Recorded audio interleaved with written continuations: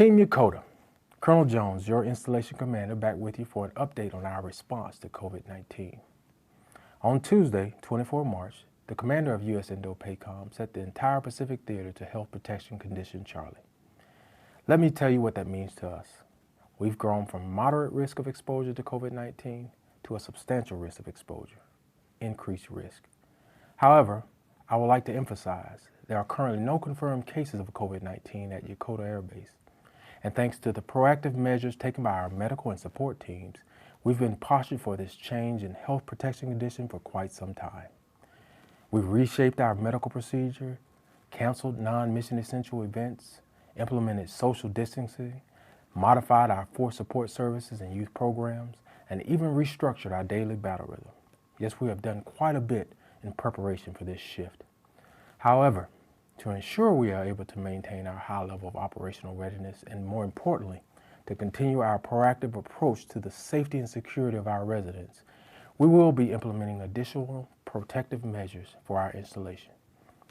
Starting on Friday, 27 March 2020, the following policies will be in effect for the next 30 days. Local area leave. The local area for Yokota Air Base will be defined as areas from Yokota Air Base to the outer borders of the towns of Ome, Aruma, Tachikawa, Fuchu, Tama, and Hachioji.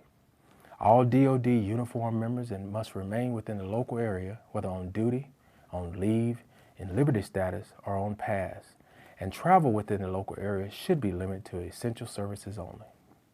These essential services include things like local dining, grocery shopping, taking kids to school, and medical appointments.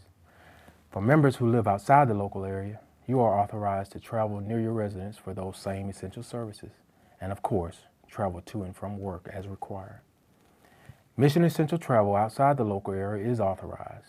This includes things like off-base medical appointments, official duty at another U.S. military installation, and going to the U.S. Embassy to conduct official business. Leave for DoD uniform members and U.S. civilian employees inside the local area must be approved by the member's squadron commander or equivalent. Leave or emergency leave outside of the local area must be granted an exception to policy by the first general officer in the member's chain of command. If you are on duty, leave, liberty, or on pass, you are highly encouraged to use privately owned transportation or U.S. government transportation. Also, civilian employees, dependents of both military and civilian employees, MLC employees, and local national employees are strongly recommended to limit personal travel to the local area. And here's one more thing that I will ask from each and every one of you. As we push out a visual depiction of the local area to help with the verbiage I just shared with you, fight the urge to focus on the minute details of where the local area is on the map and why. The intent is not to play gotcha with this. Rather, we want to reduce the risk and exposure for you and our base populace. We need to get through this dynamic time together. Next, our base visitation policy. ID card holders will still have access to the installation as normal. However, the opportunity to assign visitors onto base will not be available. Contractors who are already approved or escorted by an authorized sponsor may continue to access the installation, and if visitors have already been granted a temporary pass prior to 27 March, it will continue to be honored. Exceptions to this policy will only be official visits, and visits must be escorted by U.S. or Japanese military personnel and U.S. civilian employees. The approval authority for exception to policy will be the first general officer in the chain of command or tenant units that have general officers on base, i.e. Headquarters 5th Air Force, Headquarters USFJ, DSRJ, and Headquarters ADC. For requests from 374th Airlift Wing units and other tenant units without a local general officer, I will be the approval authority for exceptions to policy as the installation commander. Lastly, I want to briefly address public gatherings. Implement social distancing to the max extent possible. Avoid large social gatherings and even consider avoiding smaller social gatherings where close contact is hard to avoid. You may still enjoy, and I encourage, outdoor activities where social distancing can be maintained. This includes, but not limited to, hiking, running, biking, park activities, and walking a pet. That was a lot of information I just gave you. But I think it's important that you hear the overarching plan from me and engage with your supervisor and chain of command if you have specific questions on policy that is not clear to you or your situation.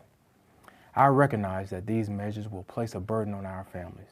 However, they are absolutely essential for the safety of our entire community. It requires a commitment from us all. This policy goes into effect on 27 March 2020 and will remain in place for 30 days. We will do periodic assessments within the 30-day period to determine required adjustments. In the meantime, stay in contact with your unit's leadership team. Stay connected by following us on Yokota Air Force Base Facebook page, the Yokota Connect app, and the Yokota website. Team Yokota, thank you for your flexibility and patience. Stay vigilant, calm, and steady during this time of uncertainty. My team won't have all the answers, but I've asked them to make the conservative decision in the space of the unknown. Thank you for your cooperation, and as a reminder, if you are experiencing any symptoms of COVID-19 to include a fever, cough, or have trouble breathing, please call the medical clinic appointment line at DSN 225-8864, option 7, or from your cell phone at 042-552-2510, extension 58864, option 7. Thank you.